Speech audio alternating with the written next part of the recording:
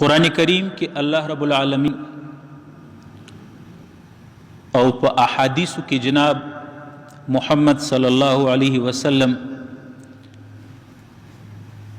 انسانانو ته د طرز زندگی د زندگی تیرولو انداز شي. علماء کرام لیکي چې دین یو څو شعبې لري.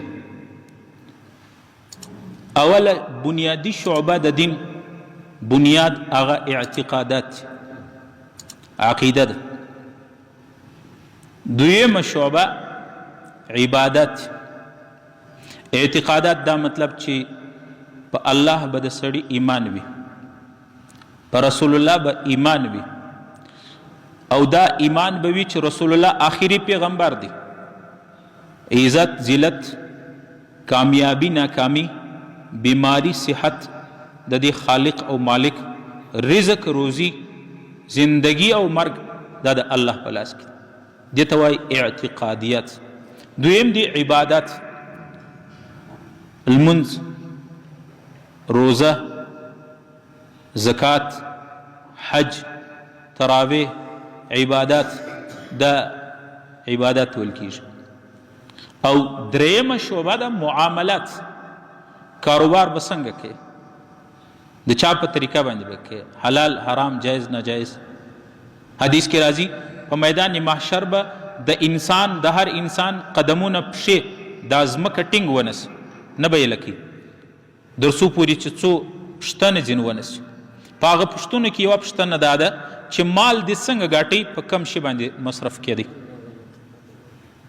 تر هغه وخته به مځکه نه یې لکي. درې معاملات. څلورم معاشرات. معاشرات دا مطلب چې انسان په زندگی کې، په دې خپل زندگی په ژوند کې، په دې خپل ماحول کې وخت تیروي. زندگی کې د دې انسانانو سره به د ده روش څنګه وي، ګزاره به څنګه وي. په انسانانو کې ځینې رشته داران دي، ځینې رشته داران نه دي، رشته نسته ورسره، لیکن همسایه‌ګیري ورسره ده. ځینې داسې دي چې نه همسایه‌ګان دي نه رشته داران دي، لیکن یو بله رشته ده چې د لا اله الا الله د اسلام رشته ده. ځینې داسې انسانان هم شته چې هغه غیر مسلم دي، کافران دي، د هغو سره هم یوه رشته شته د انسانیت. د انسانیت بهرحال و دې ته وایي معاشرات. علما لیکي چې صرف د دین په یوه شعبه باندې سړی نه خلاصیږي. عباداتو ته ملا تړلې ده، نور نه د همسایه حق ور معلومیږي، نه د یو عالم حق ور معلومیږي، نه د مور حق ور معلومیږي، نه د پلار حق ور معلومیږي، نه د مشر حق پر ځای کوي، نه د چا غریب حق ته ګوري، نه همسایه ته ګوري، نه عالم ته، نه غریب ته، نه ضعیفه، نه محتاجه، چاته نه ګوري. دا عبادت هم د سړي د خلاصون ذمواري نه ده، دا ګارانټي نه ده چې په دې عبادت به سړی خلاصیږي. ځکه دین څو شعبې دي، په هغه شعبو کې یوه شعبه ده معاشرات. انسانانو سره به زندگی او گزاره څنګه سړی کی، څنګه وکي. او نبی علیه صلات وسلام په احادیثو کې په خپل ژوند باندې، خپل زندگی باندې، په خپل عمل باندې صحابو ته ورښولې. الله رب العالمین په قرآن کریم کې انسانانو ته ورښولې ده چې زندگی به د انسانانو سره څنګه کوي. قرآن کې الله تعالی فرمایي ووصینا الانسان بوالدیه حسنا. الله تعالی وایي انسان ته مې وصیت کړی دی چې د مور و پلار سره به ښه ګزاره کړي، احسان به کوي. بل آیات کې قرآن کریم کې الله تعالی فرمایي وقضا ربک، ستا پروردګار دا فیصله کړې ده، ستا د رب دا فیصله ده، اټل فیصله ده، څوک یې نشي بدلولی. چې څوک یې بدلوي دنیا به هم بربادوي، آخرت به هم تباه کړي. وقضا ربک الا تعبدوا الا ایاه. عبادت به صرف تنها د یو الله سره کی، د الله سره د عبادت شریک نست. وبالوالدین احسان. علما لیکي چې دویم، حالانکه د عبادت څخه بیا معاملات، دلته الله رب العالمین معاشرات مقدم کړل. په معاشراتو کې د ټولو انسانانو سره گزاره کې د ټولو سره د والدینو ذکر وکړي. الله تعالی فرمایي وقضا ربک، ستا پروردګار دا فیصله کړې ده الله تعبدوا الا ایاه، عبادت به د بل چا نه کوي، یو د الله به کوي، او د الله د عبادت وروسته به بیا وبالوالدین احسانا، د مور او پلار سره به احسان کوي. د مور او پلار او دا د الله تعالی حکم دی، د پروردګار حکم دی. او قرآن کې الله تعالی فرمایي اکثره عموما داسې مور او پلار چې ځوانانی اولاد ورته محتاج، اولاد محتاج تی نه ویني کوچنیان چې د هغه نانو نفقه او روزي او ډوډۍ او خوراک او دارو علاج معالجه ډاکټر کالی اختر راځي، پلار غریب په خپله کالی کړي یا نه کړي د اولاد دپاره جوړوي که نه جوړوي، خپله چپلۍ اخیستې یا نه اخیستې د بچي دپاره اخلي. خو چې کله مور و پلار بوډاتوب ته ورسېدل، ضعیف اسول، کمزور اسول، اولاد ځوانان سو، اوس حکم دا دی چې اولاد به د مور و پلار سره احسان کی، د مور و پلار خدمت بکی. قرآن کې الله تعالی فرمایي واما یبلغن عندك الكبر احدهما، کچیر مور و پلار دواړه یا یو بوډاتوب ته ورسېدل، بوډاګان سو، فلا تقل لهما اف، انور خبرې څه کوي چې مور و پلار ته بد رد څوک وایي، یا مور او پلار ورته بچیه دا کار وکړه دی لاس وغورځوي ویې کو، په مجلس کې بابا ته وایي هغه یو خبر ورته وکړي بابا ستا اوس مازغه کار نه کوي، ته اوس کمزورې سوې، په مجلس کې خبرې دې نه دي زده مې کو. نه نه نه نه نه، د دې په اسلام کې قطعا گنجائش نشته، حرام دی چې داسې روش څوک د اولاد د پلار او د مور سره کوي. قرآن وایي فلا تقل لهما اف، یو شي باندې دی مصیبت در رسېدلی دی، په یو شي باندې خوابدی سوی، یو تاوان درته رسېدلی دی، یا د غس ستړی د ورځې د مور و پلار په مخ کې چې راسې اف بله نه وایي، په دې باندې د مور و پلار زړه ځورېږي. ولا تنهرهما، په مجلس کې به مور و پلار نه رټې. وقل لهما قولا کریما، الله تعالی وایي خبرې چې کوې دا موږ ته طرز راښیي د مور و پلار سره. یو عالم لیکي وایي په دنیا کې دوه انسانان دي، دوه یا درې، چې الله رب العالمین د هغو سره د خبرو انداز ښوولی دی. دوه، یو رسول الله دی، یو مور و پلار دی. علما ناست دي، دوی ته معلوم دي. قرآن کریم کې الله تعالی فرمایي چې د نبی ولا ترفع اصواتکم فوق صوت النبی، دا خپل اواز به د نبی په مجلس کې د نبی تر اواز نه پورته کوي، په دې باندې الله ناراضه کیږي، الله ته غصه راځي. او دویم د نبی بعد څومره اولیاء راغلي دي، څومره صحابه، تابعین، تبع تابعین، ائمه، مجتهدین، شهدا، غازیان، علما راغلي دي، هیچا باره کې الله نه دی ویلي، د نبی بعد فورا بیا ویل دي وقل لهما قولا کریما. د مور و پلار سره چې خبره کوي په ډېره نرمه لهجه به کوي، په ډېره نرمه لهجه به کوي مور و پلار سره. واخفض لهما جناح ذل من الرحمه، او خپل روش به، انداز به، گفتار به هم نرم کوي، د غم خبره به مور و پلار ته نه کوي، داسې خبره او واقع به نه ورته کوي چې د هغو زړه خفګان پیدا کړي، د هغو زړه ناراضه سو. د یو شي امر یې درته وکړي، دی به نه ورته وایه چې بابا که خو نو ستا راته وویل که نه ولکه مې کړی وی، دا کار ولکه د کړو دی، یا موره تا راته وویل که نه دا کار خو د کړو نه دی، بس وبه کم، دا دی د خدای حکم نه کوي پر ځای. واخفض لهما جناح ذل من الرحمه، چې یو امر یې درته وکړي فورا به وایه بابا که څومره بهترینه خبره دې وکړه اوس یې ګوره چې وکړه فورا. او د احسان دغه به نه کوي چې بابا نو تا راته وویل ومې کوي که نه مې کوئ، نه.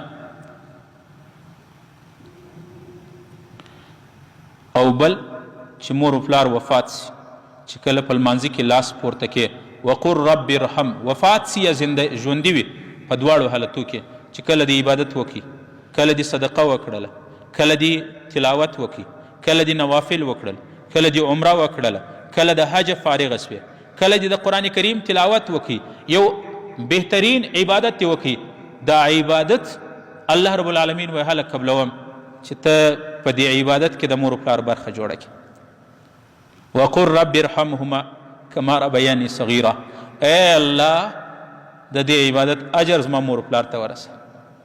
ای الله لکه څنګه په کوچنیوالي چې دوی په ما باندې رحم کوي، د شپې به ټوله شپه ما ژړل، مور به راته ناسته وله، زما خدمت به کوي، پلار به زما د وجې په آزار و په تکلیف به ولو، ټوله شپه به رونه کله.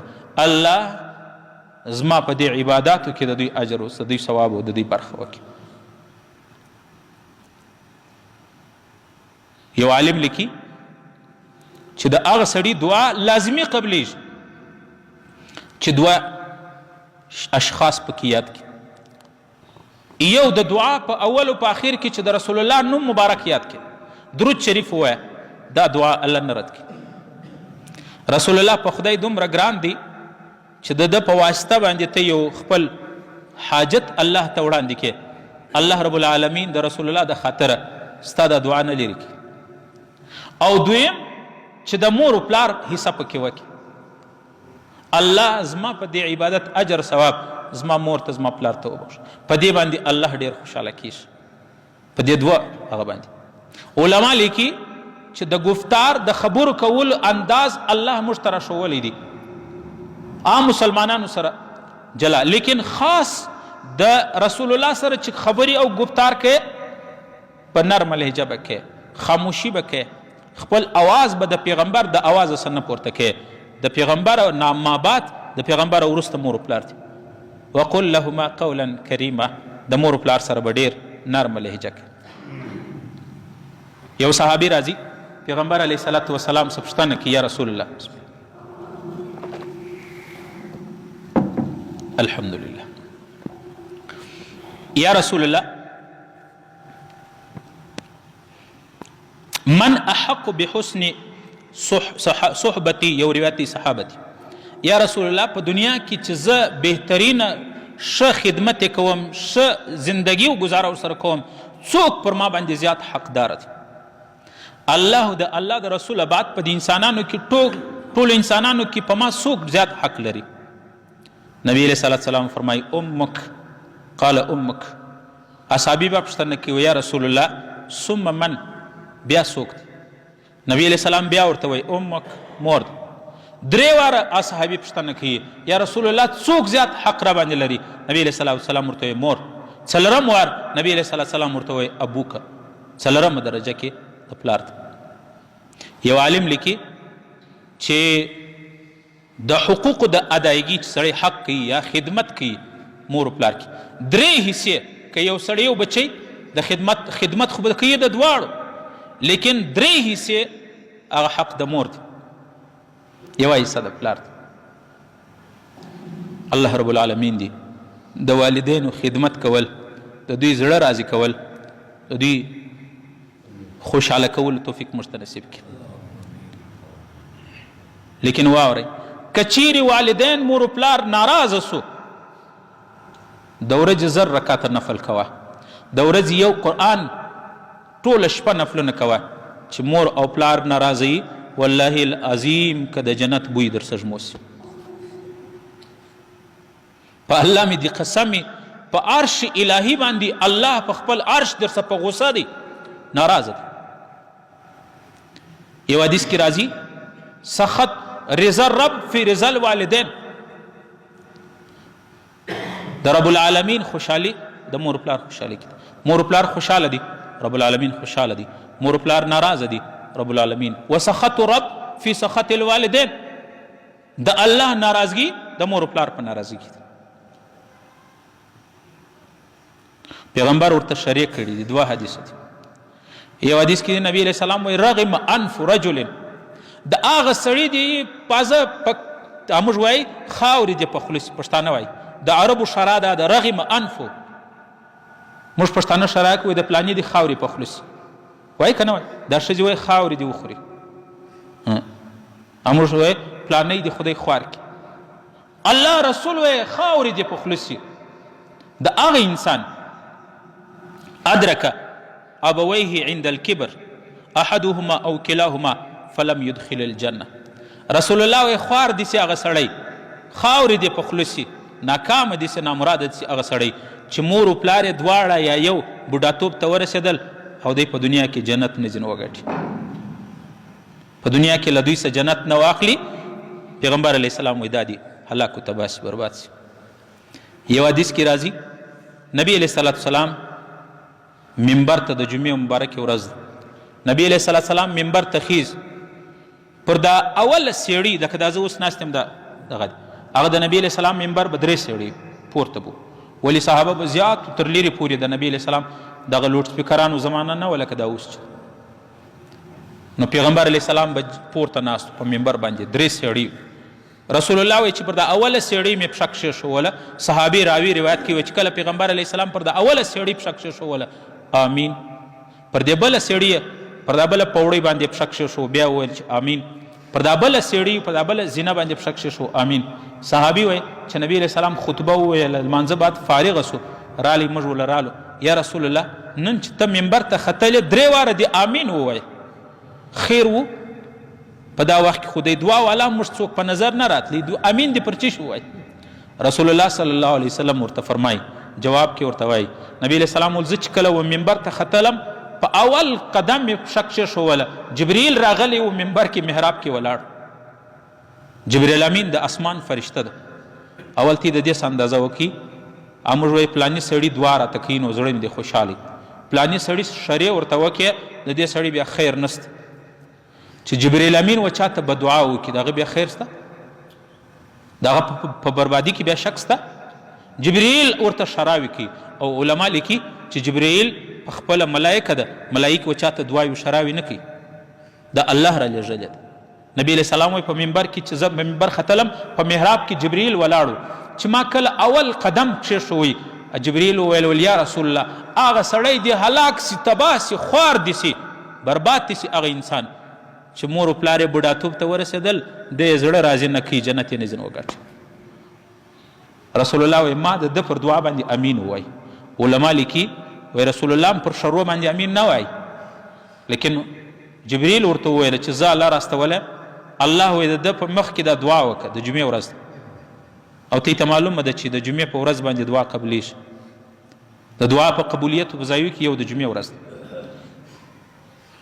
او بیا د رسول د جبریل به دعا شرا پر هغه شرا باندې چې بیا رسول الله امین ووایي دا دعا دا شرا بیا واپس کیږي، قطعا نه واپس کیږي. او د دې شرا حکم هم خدای ورته کړی دی. نو شرا چیر کیږي مسجد نبوي کې، د مسجد نبوي په منبر کې په محراب کې جبریل ولاړ دی دا زوک. نبی علیہ السلام فرمایي چې ما پر اول قدم باندې پښه کښېښوله، جبریل وویل یا رسول الله هلاک دي سي، خوار دي سي، تباه او برباد دي سي هغه انسان، هغه ځوان چې مور و پلار یې دواړه یا یو بوډاتوب ته ورسېدل د جنت نه ځینې وګاټي، خوشحاله نه کړل. رسول الله وایي ما ورته امین. علما لیکي چې رسول الله ته هم حکم و د الله د جانبه چې ته امین ورباندې ووایه، کنې رسول الله شرع نه کوي، نه پر شراو باندې امین وایي. دویمه به دعا دا وکړله یا رسول الله هلاک دي سي، تباه دي سي، برباد دي سي هغه څوک چې د رمضان المبارک د روژې میاشته ورباندې راله دا هغه خپل عملونه نه پرېښول، هغه ګناه سې لاس نه واخیست چې ټول کال په عادت ګناه کوله، په رمضان المبارک کې هم په الله ځان معاف نه کړي، په الله ځان نه وبخښي. یا رسول الله دا سړی تباه دي سي، برباد دي سي، هلاک دي سي. پیغمبر علیه السلام وایي ما ورته امین. او دریمه به دعا څه وکړه، ګوره علما لیکي د نبی مبارک نوم یاد سو صلی الله علیه وسلم، دا د هر مسلمان باندې یو واجب دی ویل یا رسول الله په یو مجلس کې ستا نوم یاد سو په تا باندې درود نه ووایي هلاک دي سي، تباه دي سي، برباد دي سي. رسول الله وایي ما ورته امین. د مور و پلار دومره مقام دی، الله رب العالمین دی د مور و پلار خدمت کول، د مور و پلار حقوق ادا کولو توفیق نصیب کړي. که د چا ژوندي نن دې د خپل مور و پلار څخه معافي واخلي، د چا وفات سوي دي علما لیکي د هغه طریقه دا ده چې څومره اعمال کوې څومره دې وس کېږي مور و پلار پسې اعمال کوه، دعا کوه یا الله د دې اجر و ثواب زما والدینو ته. امید دی که ناراضه وفات سوي الله به در سره راضي کړي.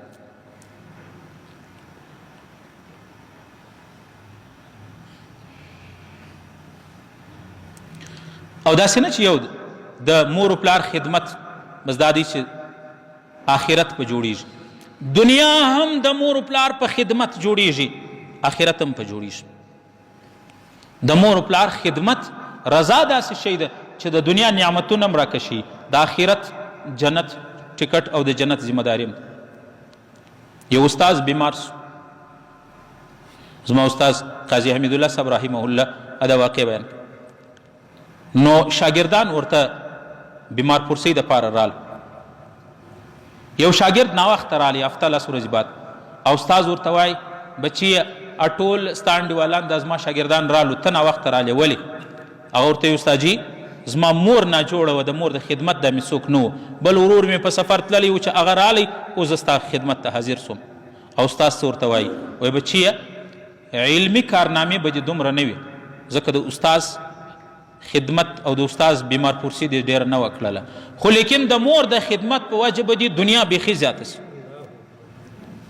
علما لیکي وایي د هغه شاګرد د هغه عالم علمي خدمات خو دومره ونه کړل، لیکن دنیا الله د مور د خدمت په وجه باندې دومره ورکړله چې ده ته خپله د دنیا حساب نه معلوم زما څومره دولت. موږ هغې چې راس مینې له غوټه راخستي، مور چې ضروري ورته ویلي بچیه دا راوړه، مور یې مې سو. او بیا هلته د هغه کوي شکایتونه کوي، مولوي صاحب و کاروبار ته لاس ور واچوم پر مخ نه ځي. ته چې مور مینه نازیې او مور خوابدې کوې، په والله العظیم که ګټه دې په دنیا ولیدله. یو حدیث کې راځي، بخاري شریف حدیث، پیغمبر علیه الصلاة والسلام فرمایي 3 کسان روانو، د مور خدمت د دنیا مصیبتونه لرې کوي، د پلار خدمت د دنیا مصیبتونه لرې کوي. 3 کسان روان دي، تیز باران شروع سو او د غره په لمن کې په شله کې روان دي، تر غره اوړي. اوس چې تیز باران شروع سو، دا مشوره سره وکړه چې اوس خو تیز باران سو، سیلاب به راځي، دریاب و دا رود به راځي، اوبه به راځي، نو دی سنې چې ویمیس ته راسه د غره په څوکه کې، د غره په دې لمن کې یو ځای وګورو د ناستې چې د پناه چې د باران ختم سي بیا به راوځو. یو غار یې لرالو، هغه غار کې کښېنستل او ته یې لیدلي دي د غره هغه چې کښته یې چې غر نوت سو، د والا د غره سه یو ډبره رایله سول، راونغړېده د غار چې وله، او ډبره وزني شی چې چیر ځئ د تم کېدوی هلته تمیږي، د غارې خولې لراله، غار خوله یې بنده کړه. په سپینه ورځ قبر ورته جوړ سو، توره تیاره سو، یو بل نه سره ویني، او ډباره هم دومره وزني ډباره ده چې 50 کسان هم نشي سره ښورول. اوس او غر نو مشوره سره وکړه چې هلکه اوس څه کول پکار دي؟ بیا یې وویله چې راسه الله ته یو داسې عمل شفیع کو چې نور خو شی نسته، دا مخلوق د الله په قدرت و قبضه کې، یو داسې عمل الله ته وړاندې کو، د هغه په وجه باندې به الله زموږ دا هغه لرې کړي. حدیث اوږد دی، په هغه 3 کسانو کې یو سړي لاس پورته کوي، ویل ای الله تا ته معلومه ده زما بوډۍ مور و بوډا پلار مې و، او زما نور آمدن نه و، ما به پسونه څرول، د ورځې به مې پسونه بوتو، ماښام چې به مې پسونه راوستل، چې پسونه به مې شیدې ولویشلې، شیدې به مې پخې کې، بیا به مې سړې کې، اول به مې مورکۍ ته ورکې، بیا به مې پلار ته ورکې، خپل بچان به مې وږي و تږي و، ښځه و مینه و زنانه به مې وږي و تږي ول، هغه ته مې نه ورکول، اول مې بوډا پلار او بوډۍ مور ته ورکول.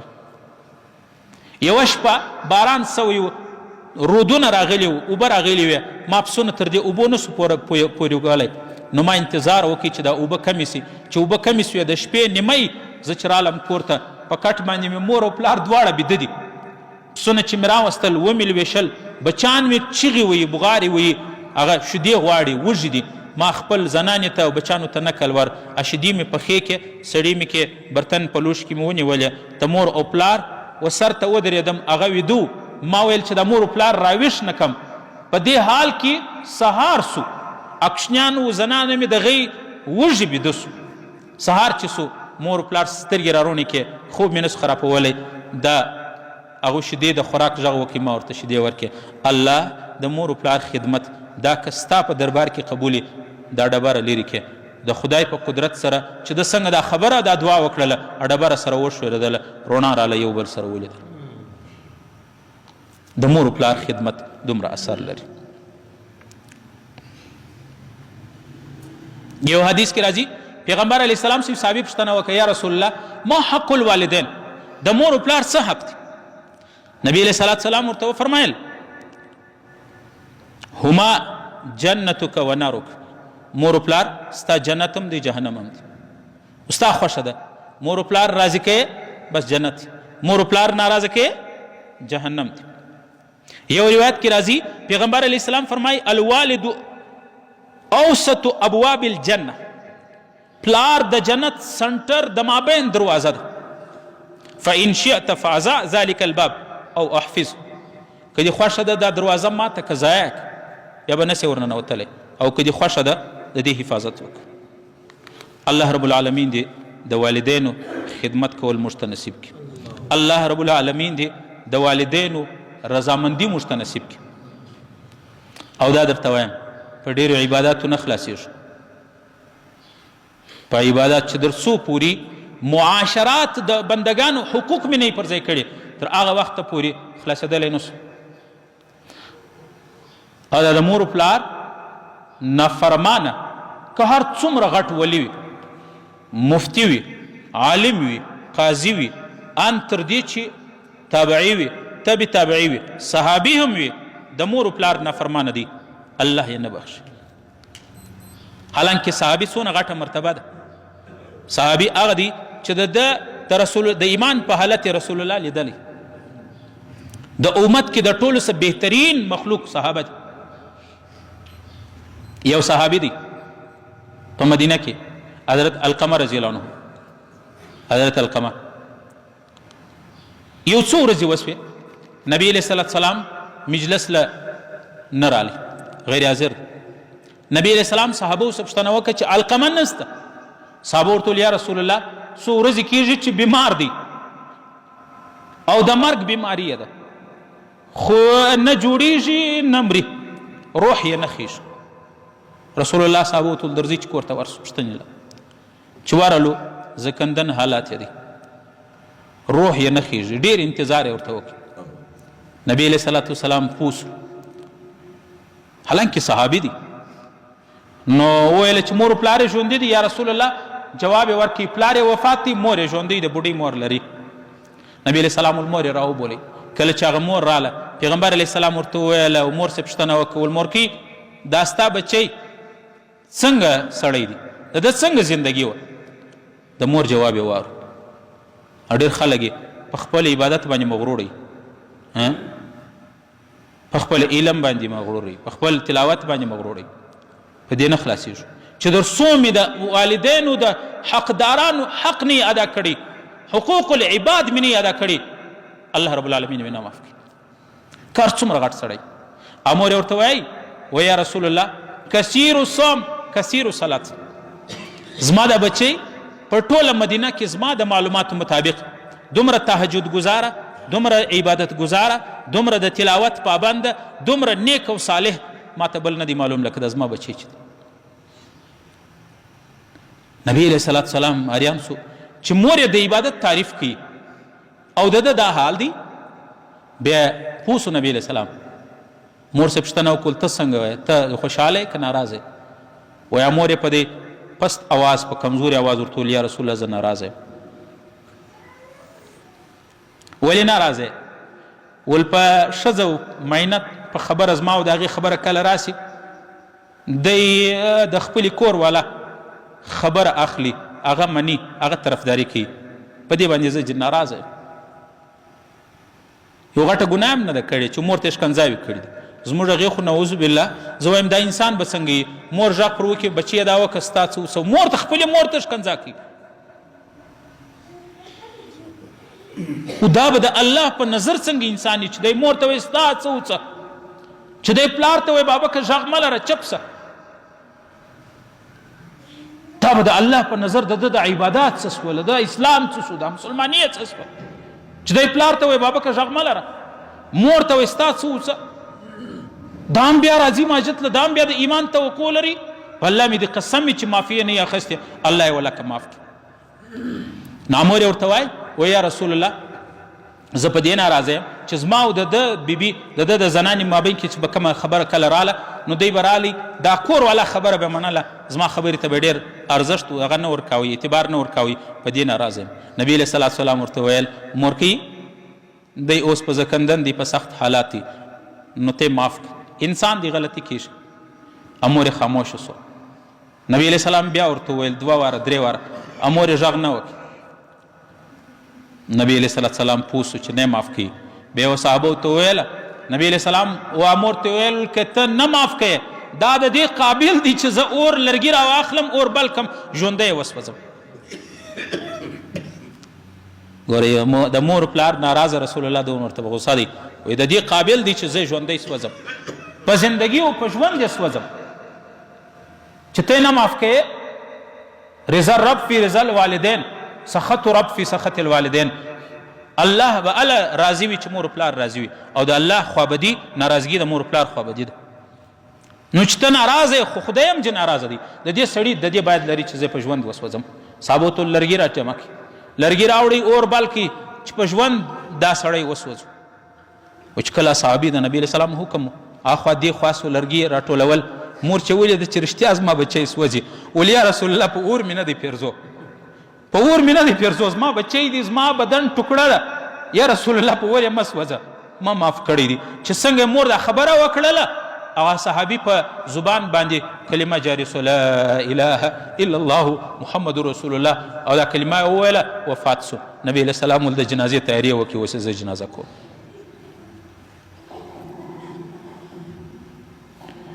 په دې وجه عزیزانو په ډېرو عباداتو نه خلاصېږو اول خو زموږ عبادات لمنځونه څنګه دي د ډېرو خلکو لمنځه الفاظ نه زده اول خو زموږ لمنځونه دغه رقم دي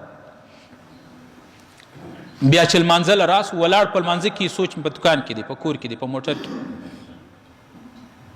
بیا چلو دا لمنځونه هم سوي دا هغه هم سوي الله رب العالمین په عباداتو باندې خلاصې نه کېږي تر څو پورې چې د معاملاتو د حقدارانو د والدینو حقوق نه ادا کړي